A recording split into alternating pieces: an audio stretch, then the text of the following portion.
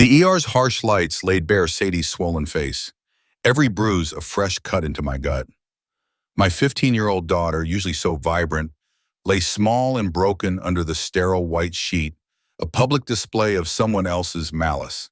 A doctor met my eyes, a grim shake of his head, confirming my deepest fears. "This wasn't an accident, Mr. Hayes," he stated, his voice devoid of pity. "And your family seems to be involved." The smell of stale coffee usually signaled the start of a quiet Tuesday morning. I was standing at the kitchen counter, listening to the 6 o'clock news drone on, its low murmur a familiar comfort against the silence of the house. The rain started up again, a soft tapping on the window pane. I took another sip from my favorite ceramic mug, picturing the day ahead. Paperwork at the shop, a delivery run to Cedar Falls, nothing out of the ordinary. The thought was a small, steady anchor. Then the phone rang. It wasn't my usual work number, and the caller ID was unfamiliar. I picked it up, expecting a telemarketer or a wrong number. A woman's voice, calm and even, spoke into my ear. "Mr. Hayes, this is St. Jude's Hospital. We have your daughter, Sadie. She's in the emergency room." The words hung in the air, detached and professional, yet they felt like a physical blow. My hand tightened around the mug. The ceramic cracked under the pressure, then exploded in my grip, shards scattering across the linoleum floor. Hot coffee splattered my hand, but I barely registered the burn. "Sadie," I managed, my voice a raw croak. I dropped the phone, the clatter echoing in the sudden, deafening silence. Without another thought, I bolted for the door, leaving the shattered mug and the ringing phone behind. The drive to the hospital was a blur of rain and red lights. My heart was a drum in my chest, each beat a frantic question. I burst through the automatic doors of St. Jude's, the antiseptic smell hitting me hard. I saw her, CN, laid out on a gurney, a white sheet pulled up to her chin. Sadie. Her face was a canvas of purple and yellow, one eye swollen almost shut, her lips split. She looked small, vulnerable, nothing like the vibrant, laughing girl who'd left for school yesterday. I knelt beside her, my hand reaching for hers, careful not to jostle her IV line. "Dad," she whispered, her voice barely audible, raspy from pain. Her good eye met mine, filled with a terror that clawed at my gut. "It was Uncle Doug's guys," she managed, a tear tracing a path through the grime on her cheek. "They said it was a message for you." The hospital noise faded into a dull roar. The simple, brutal words hung in the air, heavier than any diagnosis. A cold, hard knot formed in my stomach, turning slowly, relentlessly. Doug. Brenda. My mind raced, trying to make sense of the senseless. I pulled out my phone, my fingers fumbling. I called Doug's number first. It rang and rang, then went to voicemail. I tried Brenda's. Same result. Each unanswered ring was a fresh stab of confirmation, sharpening the edge of my growing fury. Sadie shifted slightly, wincing. "I heard them talking, Dad," she whispered, her voice a thread. "A few nights ago, Brenda and Uncle Doug, they were talking about you, about money, and about making something look bad, so you'd take the fall." Her words were a chilling stream, each detail painting a clearer, more horrifying picture. My wife, my brother-in-law, plotting to frame me. The air left my lungs. My world, the one I thought I knew, crumbled around me. The solid ground beneath my feet disappeared, leaving me suspended in a void of betrayal and disbelief. Brenda, my wife. The unthinkable truth settled deep, cold, and heavy. I squeezed Sadie's hand, forcing a strength into my voice I didn't feel. "I'll be right back, honey," I told her, my eyes fixed on hers. "Just stay put." I stood, the anger now a roaring fire in my veins, and walked out of the ER. I needed to see Brenda. I needed to look her in the eye. The rain had let up by the time I pulled into my driveway. The porch light was on, casting a dim glow on the front door. As I stepped inside, I heard voices from the kitchen. Brenda's sharp, agitated tone, then Doug's deeper, placating rumble. "I told you, Brenda, this wasn't the plan," Doug was saying.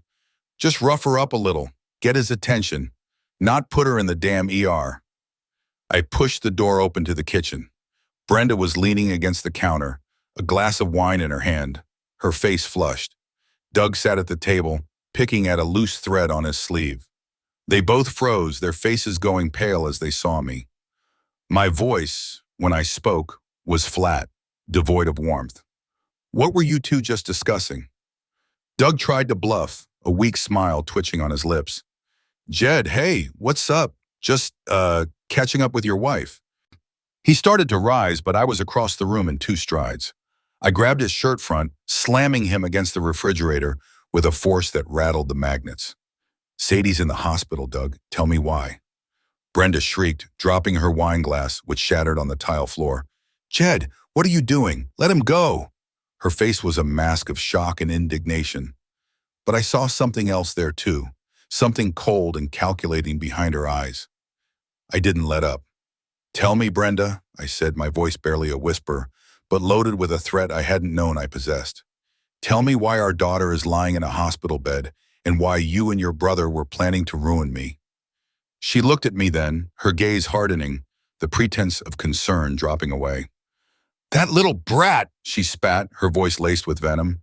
She shouldn't have been listening in. The words hung in the air, poisoning everything. My wife talking about her daughter, our daughter, with such utter contempt. It was as if a stranger stood before me. I released Doug, who sagged against the fridge, gasping. Get out, I said to Brenda, my voice raw with disgust. Both of you, get out of my house. I walked back into Sadie's hospital room, the harsh fluorescent lights blurring the edges of my vision. She was propped up in bed, a small carton of apple juice on her nightstand. A nurse was checking her pulse, her movements efficient and quiet. She's stable, Mr. Hayes, the nurse said, her voice calm. She can go home tomorrow morning, assuming no complications overnight. Just keep an eye on her. The words were a small comfort, a thin bandage over a gaping wound. Sadie's gaze found mine. Her good eye was still bright, but it held a weariness beyond her years. Did you talk to Mom? She whispered, her voice still a little rough. I nodded, not trusting myself to speak. She watched my face, then her eyes drifted to the hospital room door, as if expecting Brenda to appear. There's something else, she added, picking at the edge of the sheet. I heard them talking about a name. Clint Thorne. Does that mean anything? Clint Thorne. The name snagged in the back of my mind, a faint echo from some forgotten conversation or news report. Nothing solid, just a sense of vague familiarity, like a tune you couldn't quite place. I'll look into it, honeys, I told her. Trying to keep my voice even, I smoothed her hair back from her forehead, a familiar gesture that felt alien in this sterile environment. She closed her eyes then, the pain medication pulling her slowly towards sleep. I sat in the plastic chair beside her bed, watching the rhythmic rise and fall of her chest. The minute hand on the wall clock seemed to drag. When her breathing finally deepened and evened out, a sign she was truly asleep, I pulled out my phone. I scrolled through my contacts, bypassing the familiar names until I found what I was looking for. Bo Walker, an old unit friend from my time in the Army, now running a reputable private security and investigations firm down in Kansas City. Bo was sharp, discreet, and knew how to dig. The phone rang twice before he picked up, his voice gruff, as always. Walker? Bo, it's Jed Hayes. A beat of silence. Jed, haven't heard from you in a while. Everything all right? The question was perfunctory, but there was an underlying current of genuine concern. No, I said, my voice low, glancing at Sadie's still form. Everything's not all right. My daughter's in the ER, beaten up. My wife and her brother are involved, trying to frame me. I kept it blunt, leaving out the emotional details. Bo didn't need adjectives, he understood facts. I need you to dig. Everything you can find on Brenda Hayes, that's my wife, and her brother Doug Jensen. And a name Sadie mentioned, Clint Thorne. I need it fast, Bo. Everything. Bo's response was immediate, professional. Consider it done, Jed. Give me 24 hours. I'll call you back with what I find. Thanks, Bo, I said, the word feeling inadequate. The call ended. A small measure of relief settled over me, like a thin blanket against a cold wind. At least now I was acting, moving forward. The next morning, the nurses had Sadie ready to go. She was still stiff and sore, moving gingerly, but her spirit seemed a little less haunted. The ride home was quiet, Sadie staring out the window, occasionally wincing at a bump in the road. Our house, once a place of comfort, felt hollow, strangely sterile. Brenda's absence was a palpable thing, a chill in every room. Her perfume no longer lingered in the air, her usual clutter of magazines and mail gone from the coffee table. It was as if she'd been erased, leaving only a faint, lingering outline. I helped Sadie settle onto the couch, propped up with pillows, a soft blanket around her. I made her some weak tea and toast, the simple acts of care, a welcome distraction from the churning in my gut. Then I waited. The hours crawled by. After lunch, the phone finally buzzed. Bo. All right, Jed. Bo's voice came through, devoid of preamble. I got some preliminary stuff for you. You're not going to like it. Give it to me straight, I said, bracing myself. Brenda's knee-deep in it. Fraudulent investments, money laundering, some heavy-duty blackmail. She's been involved with a network of high-stakes cons for years, running schemes, moving money through shell corporations. Looks like she's been very good at it. Each word was a punch, landing hard, deflating me further. My wife, a criminal, a master of deception. Doug, I managed, my voice strained. Doug's small potatoes, Bo scoffed. Mostly muscle, running errands. He's a fall guy, nothing more. A useful idiot, if you will. Probably thought he was important, but he was just her pawn. That much, at least, made a twisted kind of sense. Clint Thorne, I prompted, the name now taking on a sinister weight. Bo's tone shifted, growing grave. Now Thorne, he's the real player here, Jed. Big time. Financial criminal, con artist, high-end fraud. He's got connections, deep ones. Organized crime out of Chicago and Detroit. He's been on the Fed's radar for years, but he's slippery. Never a direct link, always layers of separation. He's a shadow.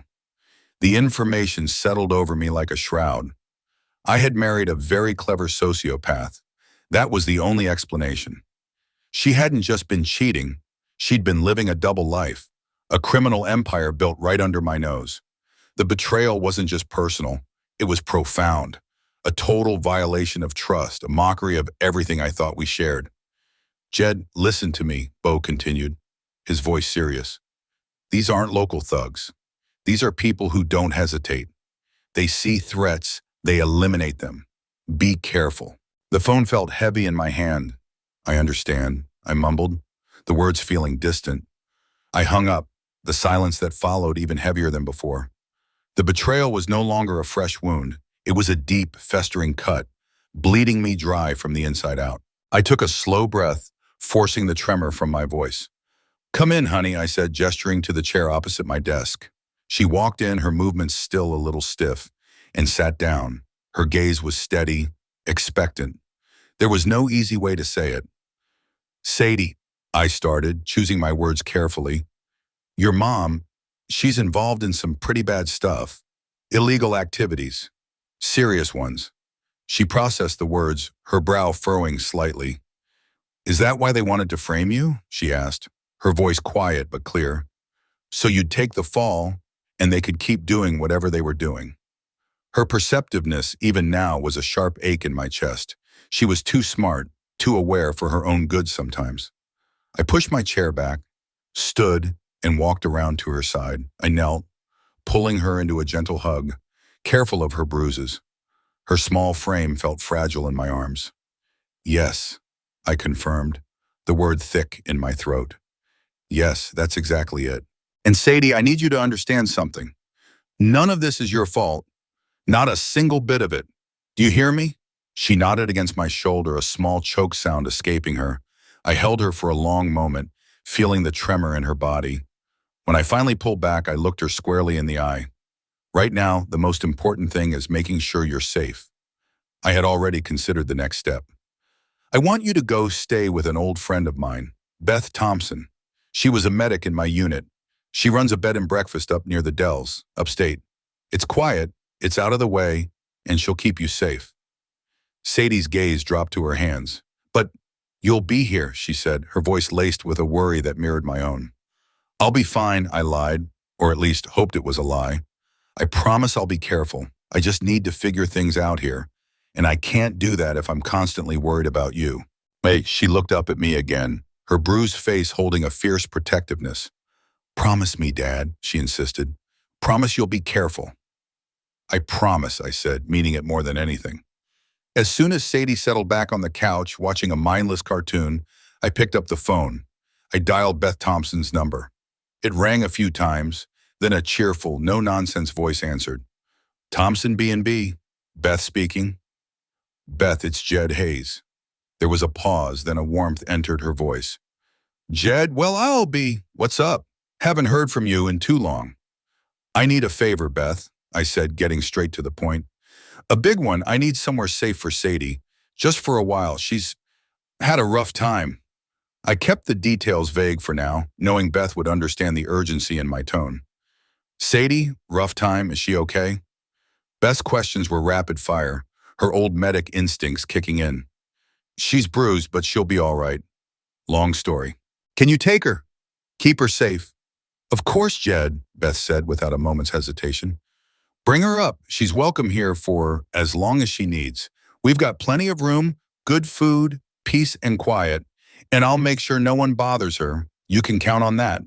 Her voice was firm, reassuring. "Just you make sure you come back in one piece too, all right?" "I'll try," I said, a small, genuine smile touching my lips for the first time in days. Hanging up, a profound sense of relief washed over me. Knowing Sadie would be with Beth in a place where she would be cared for and protected was like shedding a heavy cloak. Now I could focus. Now I could start to deal with Brenda and her cronies, truly deal with them. The 3-hour drive to Beth's quaint farmhouse was mostly quiet. Sadie stared out the window, watching the fields and small towns roll by, lost in her own thoughts. The bruises on her face were still visible, but they were starting to fade, taking on softer hues of yellow and green. "Dad?" she asked suddenly, her voice barely a whisper. "What if Mom tries to take me away from you?" The question, so raw and innocent, hit me harder than any of Beau's revelations. The thought of Brenda trying to use Sadie as a pawn, dragging her into this mess, twisted my gut. I reached over, resting my hand on her knee. "She won't," I said, trying to infuse my voice with a confidence I didn't entirely feel. "I won't let her.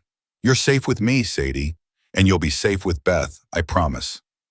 We pulled up to Beth's place, a charming old farmhouse nestled among some tall oak trees, a wraparound porch adorned with hanging baskets. Beth, a woman with kind eyes and a sturdy build, was already on the porch, a welcoming smile on her face. She walked down the steps and pulled Sadie into a warm hug. "Sadie, honey, it's so good to see you. Come on in. I just pulled a fresh batch of chocolate chip cookies out of the oven."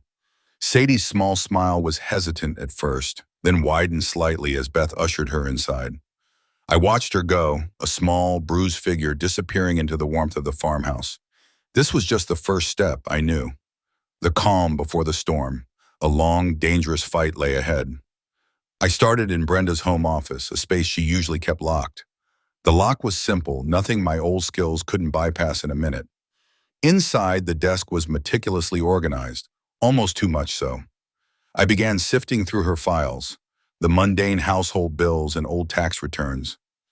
It didn't take long to find it, a hidden compartment beneath a loose floorboard, precisely the kind of thing she'd use. Inside, I found a small, leather-bound ledger. My hands trembled slightly as I opened it. Numbers, codes, dates, and names I didn't recognize. But the sheer volume confirmed Beau's findings. Shell companies, largest sums moving offshore, payouts. It was all there, laid bare.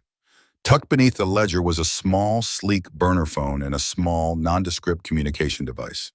The phone buzzed, indicating a new voicemail. I pressed play, and Brenda's voice filled the silent room, cold and sharp. "Jed, I know you've got Sadie. You bring her back, now, and don't even think about calling the cops. You involve them, and things will get a lot worse. For both of you." The message ended with a click. Her words were a warning, a threat, confirming her reach and her ruthlessness.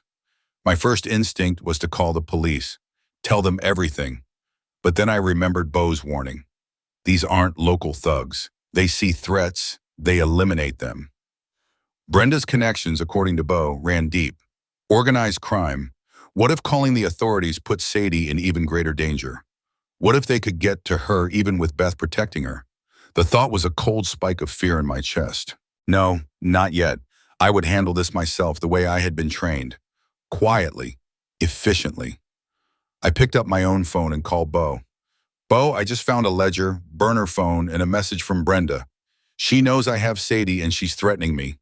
Damn it, Jed, Bo swore. I told you these people are dangerous. I know, I cut him off, my voice steady. I need you to put a tracker on Brenda's car. Everything you can, and keep an eye on Doug. I need to know their movements, every single one. You sure about this, Jed? You're walking into something bad. I'm sure, I affirmed. Sadie's safe for now, and that's my priority. Now I need to make sure Brenda can't get to her. Or to me. After hanging up, I moved to the window scanning the street. A dark sedan, unfamiliar, was parked 2 blocks down, its windows tinted. It had been there earlier. Paranoia or a confirmation? My gut told me the latter. She was watching me. Brenda was making her moves. If she wanted to play games, I would play along. I needed to draw her out, make her think I was an easy target. I went into the garage, pulled out an old ladder, and purposefully left it leaning against the side of the house, precariously. Then I set a few tools out on the driveway as if I'd been in the middle of a project and had simply walked away. A simple, visible display of vulnerability, an open invitation. It worked. A few hours later, a message came through, not to my main phone, but to an anonymous email address I rarely used. It was short, to the point. Meet me at the old quarry overlook. Midnight. Come alone. We'll discuss terms. No signature, but I knew who it was from. Brenda. The old quarry overlook was a desolate spot, usually empty after dark. Perfect. I spent the late afternoon scouting the area, setting up my own surveillance. Nothing high-tech, just a few well-placed cameras and a spot where I could see without being seen, giving me an angle on the approach roads. I double-checked my gear, a small pistol tucked securely into my waistband. When I arrived at midnight, the air was cold and still. Brenda's sleek black car was already there, parked at the edge of the overlook.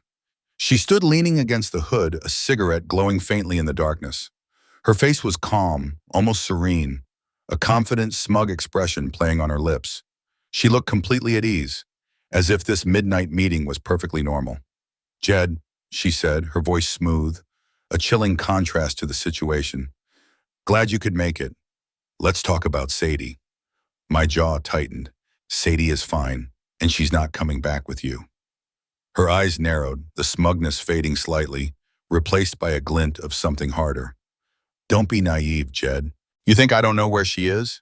That little farmhouse up near Wisconsin Dells? Very quaint, but not nearly as secure as you think. My blood ran cold. She knew. She had already found Sadie. So let's talk terms, Brenda continued, stepping closer, the smoke from her cigarette curling around her. You bring Sadie back. You sign over everything to me, the house, the shop, your accounts, and you disappear. Or, she paused, taking a slow drag, her gaze fixed on mine, things get very, very unpleasant for our daughter. My voice was low, laced with a calm fury. You're not getting Sadie, and you're not getting anything else from me. You think I'm just going to roll over? A flicker of genuine anger crossed her face. You're a fool, Jed. You have no idea who you're messing with. Oh, I think I'm starting to, I countered, my eyes not leaving hers. And I don't scare easily, Brenda. She stared at me for another long moment, her frustration clear. Then, with a curt nod, she tossed her cigarette to the ground, crushed it under her heel, and got back into her car. The engine rumbled to life, and she sped away, leaving me alone in the cold silence of the overlook.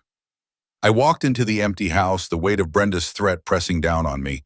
I didn't even have time to process it before my phone rang. It was Bo. Jed, he said, his voice urgent. Brenda just met with Clint Thorne. My source overheard them talking about accelerating the timeline. They're moving fast, Jed. Whatever they're planning, they're not waiting around. A cold certainty settled over me. Brenda wasn't just trying to get Sadie back. She was going to use her. As leverage, as bait, or worse. The thought was a sickening twist in my gut. My mind was still reeling from Bo's update when my phone buzzed again, this time with Beth's number. Her voice was frantic, laced with panic. Jed, Sadie's gone. She just disappeared. I was only gone for 10 minutes to check on the B&B guests, and she's not in her room. My blood ran cold. Stay calm, Beth, I ordered, trying to keep my own voice steady. Where would she go? I don't know. I've looked everywhere. Her doll, the one she always carries, is gone too. I'm on my way, I said, already halfway out the door. The drive back to Beth's was a frantic race against time. My mind worked through possibilities, drawing on years of tracking experience. A child, distraught, would seek a familiar, secluded spot. I pictured Beth's property, the layout of the fields, the small creek running behind the house. I pulled into Beth's driveway, barely stopping the car before jumping out. Which way did she go? I asked, already scanning the ground, looking for disturbed grass, broken twigs, anything. Beth pointed vaguely toward the back of the property. I think that way, towards the woods. I moved quickly, methodically. Near the creek, nestled among some thick bushes, I saw her. Sadie huddled into a small ball, her face streaked with tears, clutching her worn doll. Sadie, I breathed, relief washing over me so intensely it almost buckled my knees. She looked up, her eyes wide with fear, then launched herself into my arms. Her small body shook with sobs. She called me, Dad, she choked out, her voice muffled against my chest. Mom called me. She said you were lying, that you hated me and just wanted to send me away, that she was coming to get me. A fresh wave of fury, cold and bitter, washed over me. Brenda manipulating her own daughter with such cruel lies. I held Sadie tight, murmuring reassurances. As I stroked her hair, my hand brushed against something small and hard sewn into the fabric of her doll. I carefully peeled back a seam and found it. A tiny, almost invisible tracking device, no bigger than a fingernail. The realization hit me with the force of a physical blow. Brenda hadn't just called Sadie, she had planted the tracker. She wanted Sadie to run away so she could easily find her, retrieve her, and then use her. My daughter had been nothing more than a carefully orchestrated pawn in Brenda's sick game. The time for playing by the rules was over. I had to disappear, make Brenda and Thorne believe I was out of the picture. I had to play dead. Come on, honey, I said to Sadie, my voice calm despite the storm raging inside me. Let's get you cleaned up. You're safe now. Back at my house, the wheels of my plan began to turn. First, I needed to secure everything. I spent hours emptying my safe deposit box, consolidating the accounts, and transferring funds to a secure, untraceable account Bo had set up for me years ago, a contingency for my work in private military contracting. I cleaned out my office, shredding sensitive documents, erasing hard drives. I made sure there was nothing Brenda could trace, nothing she could use. Then came the hard part, staging my own death.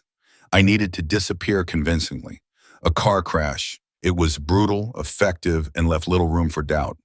I picked a desolate stretch of road known for accidents, a sharp curve where a car could easily careen off into a ravine. I bought a cheap, beat-up car, making sure it was untraceable. I'd carefully rig it to look like I'd lost control, then trigger a small, contained explosion. Just enough to destroy the car and obscure any traces of me, but not enough to cause a wildfire. I prepared a burner phone, loading it with pre-recorded messages for Bo. Messages that would be released at specific timed intervals after my death, giving him instructions and updates. He would be my eyes and ears on the outside. Finally, the suicide note. A carefully crafted piece of fiction, full of despair and guilt over financial ruin. A convenient narrative that would deflect suspicion and give the authorities something to chase, wasting their precious time. I left it on my desk, alongside a few carefully selected fake documents, making it all seem plausible. I sealed the envelope, the paper feeling heavy in my hand. This was it, the point of no return. As a storyteller, I'm often asked about the pivotal moments in a character's journey, the choices that define them. This, for me, was one such moment. Stick around to the end to see how life's costly choices unfold. My old life was about to end, and a new, more dangerous one was about to begin. The stage crash went off without a hitch. The old car veered off the road, plunged into the ravine, and burst into a controlled, contained fireball. just as I disappeared into the undergrowth. The explosion echoed through the night, a chilling punctuation mark to the end of Jed Hayes' old life. Now I was a ghost, a shadow. The local news reports later that morning confirmed my death, painting a picture of a distraught husband consumed by financial despair. Bo, operating in the background, subtly fed just enough misinformation to reinforce the narrative, ensuring Brenda remained off balance. Living off the grid was a return to basics, a stripping away of comfort and convention. I moved between safe houses, old hunting cabins, and hidden campsites, relying on the skills honed years ago in arid deserts and dense jungles. My world shrank to what I could carry, what I could observe, and the information Bo fed me.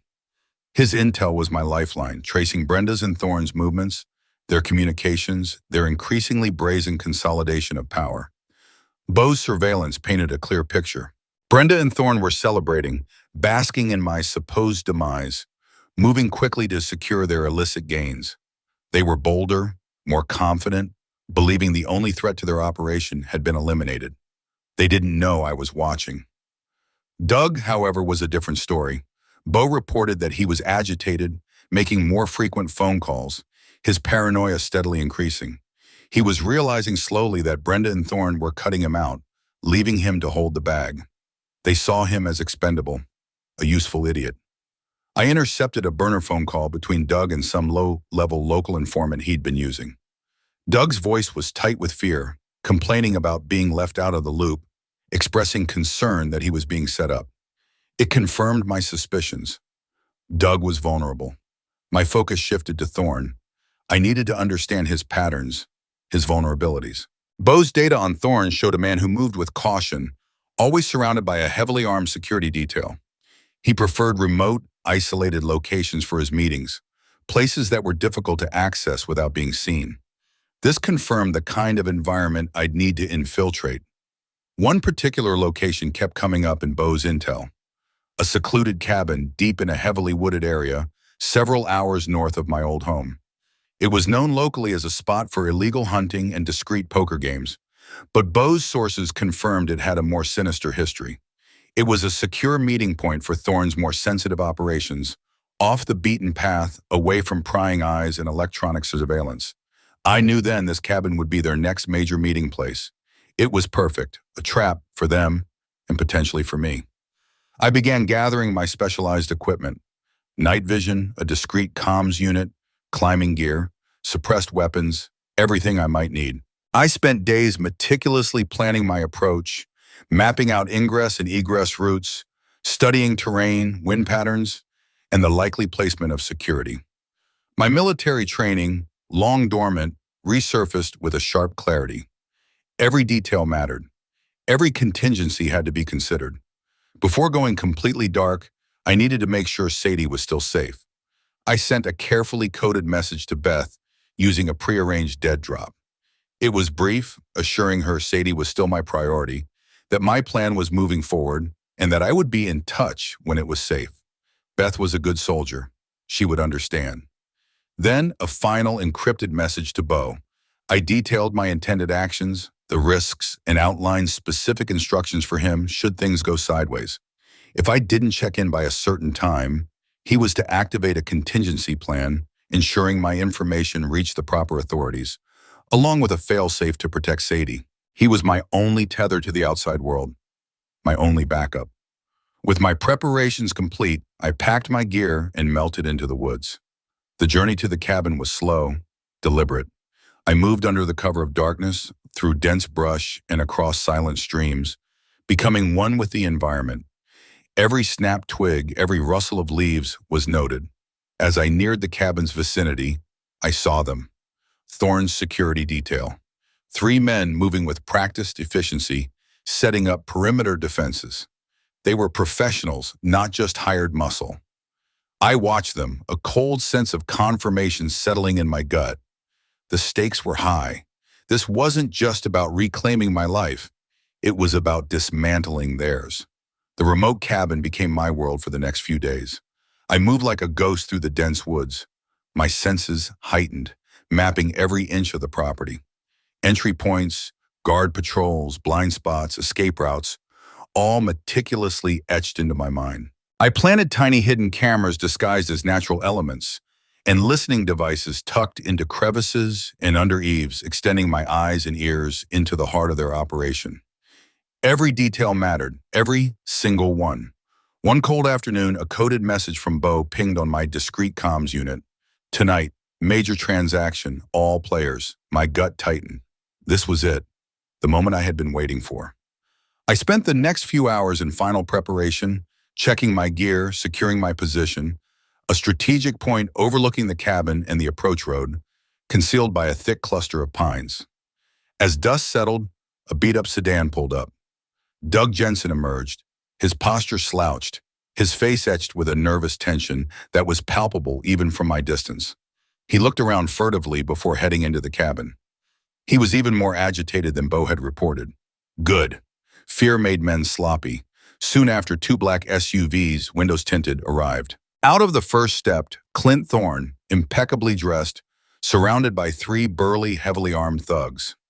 From the second, Brenda emerged, cool and composed, a stark contrast to her brother's frayed nerves. Thorne and Brenda both carried briefcases, their contents undoubtedly significant. The thugs fanned out, taking up positions, their movements practiced and efficient. This was no casual meeting. Through my listening devices, the muffled voices inside the cabin filtered through, snippets of conversation, enough to piece together the gravity of the situation. Numbers, names, references to offshore accounts, and the chilling phrase, the cleanup phase. Brenda's voice, clear and cold, cut through the background noise. We just need to make sure Jed's death looks convincing to the feds when they finally connect the dots. The suicide note and the financial distress should be enough. And as for Doug, her voice trailed off, but the implication was clear. They were not only solidifying their current deal, but also ensuring I was permanently pinned as the fall guy and Doug was next in line for disposal. Then Doug's voice sharp with indignation. What about my share, Brenda? We agreed. I did my part. My loyalty counts for something, doesn't it? Brenda's response was a dismissive laugh. Loyalty, Doug? You're expendable. You always were. You think Thorne here cares about your share? Thorne's deep, gravelly voice cut in. You're a liability, Jensen. Be grateful we're letting you walk away with your life. Try anything, and you'll find out what happens to liabilities.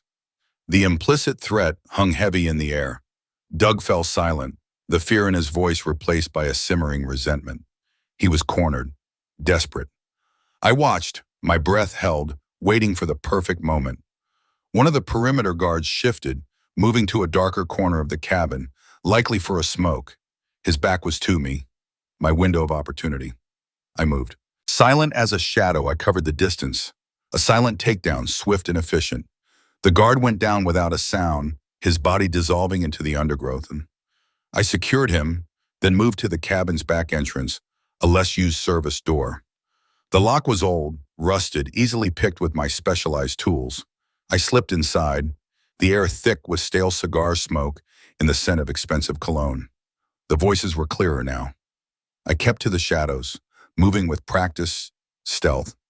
My miniature audio recorder already running, capturing every word.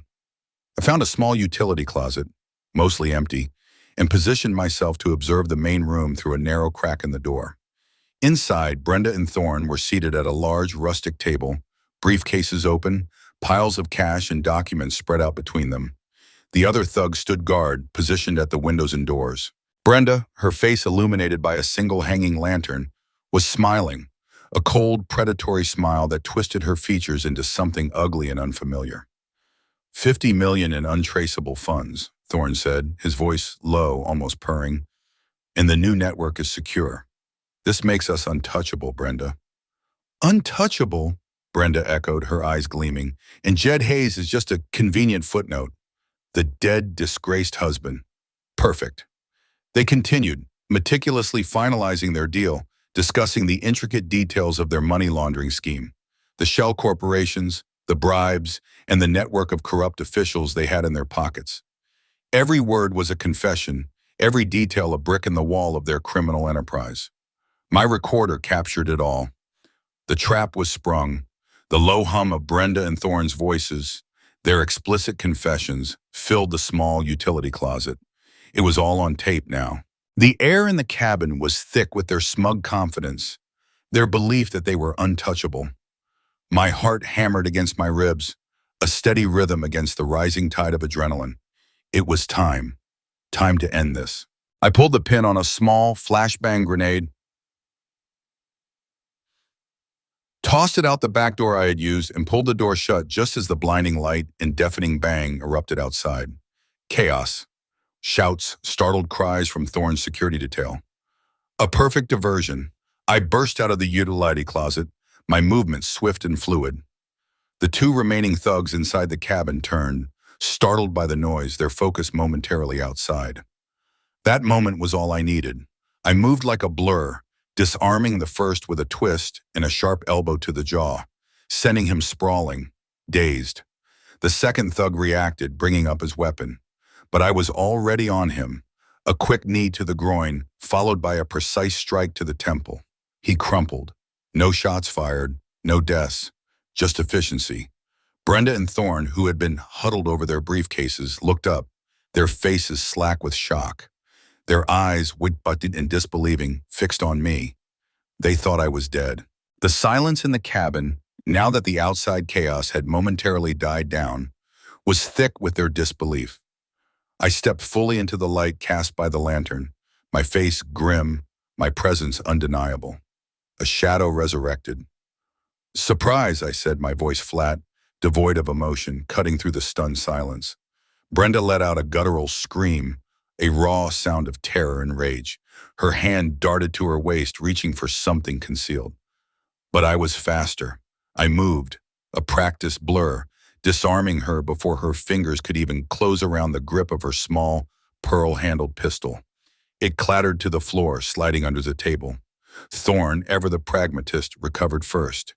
He raised his hand slowly, a placating smile trying to spread across his face, a desperate attempt at charm.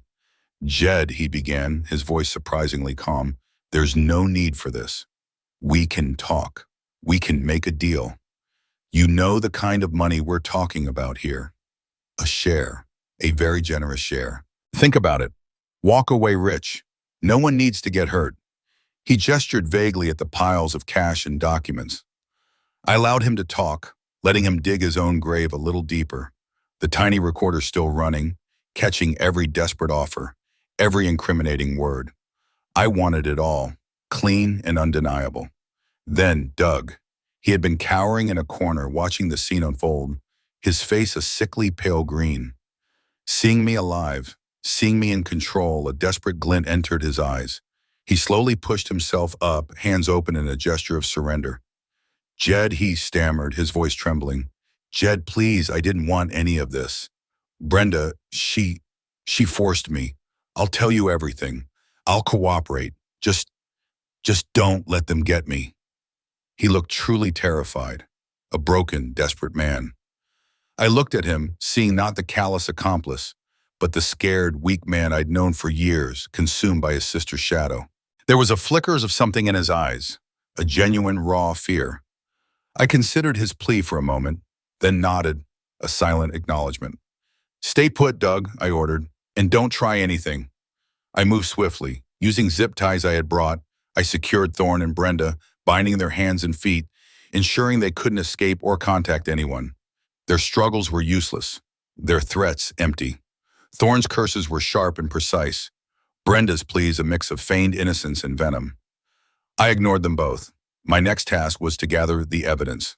The briefcases filled with cash, the incriminating financial documents, and most importantly, the small, unassuming audio recorder, its red light still blinking, indicating it had captured every single word, every confession. The proof I needed. I pulled out my comms unit, encrypted, secure. "Bo," I said, my voice finally letting a hint of exhaustion show through. "It's done. I've got them. Brenda, Thorne, and all the evidence. Coordinates sent. You know what to do. Get this to the right people. Make sure it sticks." "Jed, you magnificent bastard." Bo's relief was palpable, even over the encrypted line. "You're alive. What about Sadie?" "Sadie's safe," I confirmed. "Call Beth. Tell her..." Tell her I'm coming home. The words, simple and profound, settled over me. Coming home. To a world and a daughter I had almost lost. The call to Bo was brief, precise. The coordinates, the instructions for cleanup, the transfer of evidence to the authorities, all handled. I secured the cabin, making sure no one could tamper with the scene. Then I disappeared into the pre-dawn darkness, leaving Brenda and Thorne for the coming light in the law. My part was done. The authorities arrived at the cabin before sunrise, guided by Bo's anonymous tip. They found Thorne's unconscious men, the zip-tied Brenda and Thorne, and the mountain of evidence. The briefcases of the incriminating documents, and most importantly, my recorder with its crystal-clear confessions. The criminal empire, meticulously built, crumbled under the weight of its own avarice. I remained hidden, a ghost in the periphery, watching the flashing lights, listening to the muffled shouts. My role couldn't be exposed immediately. The legal fallout from my actions, however justified, would be messy, complicated.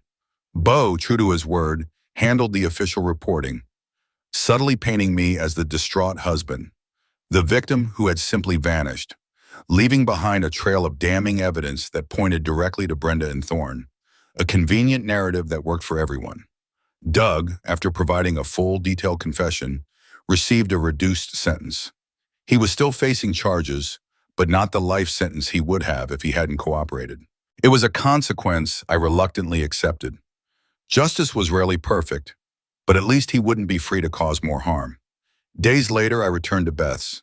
The drive felt different this time, lighter. When I stepped out of the car, Sadie was already running towards me, her face streaked with tears, a mix of relief and lingering fear in her eyes. I knelt, pulling her into a tight embrace, feeling her small, resilient body tremble. "Dad," she whispered, her voice choked with emotion. "You're really here." Explaining everything to her was the hardest part.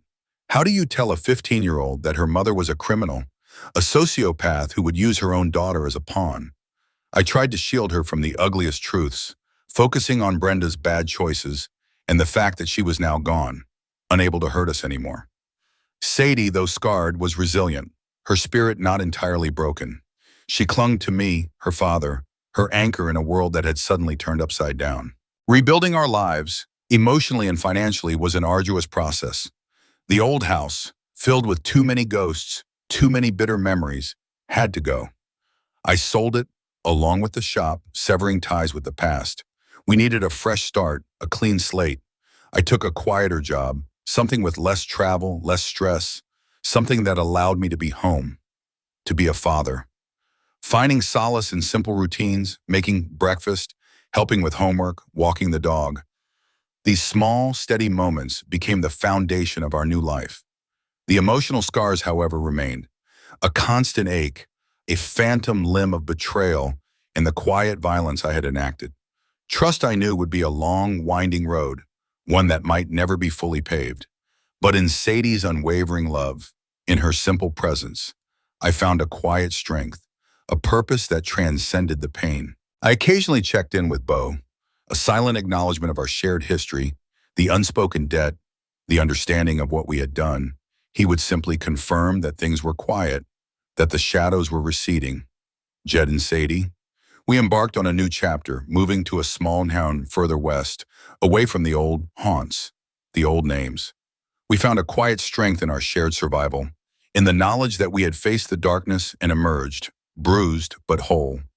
The prairie's shadow, long and oppressive, might finally recede, allowing us to find a fragile, hard-won peace under an open, hopeful sky. Life in the new town was a study in quiet. The small house, a modest ranch on a tree-lined street, offered anonymity and a measure of peace.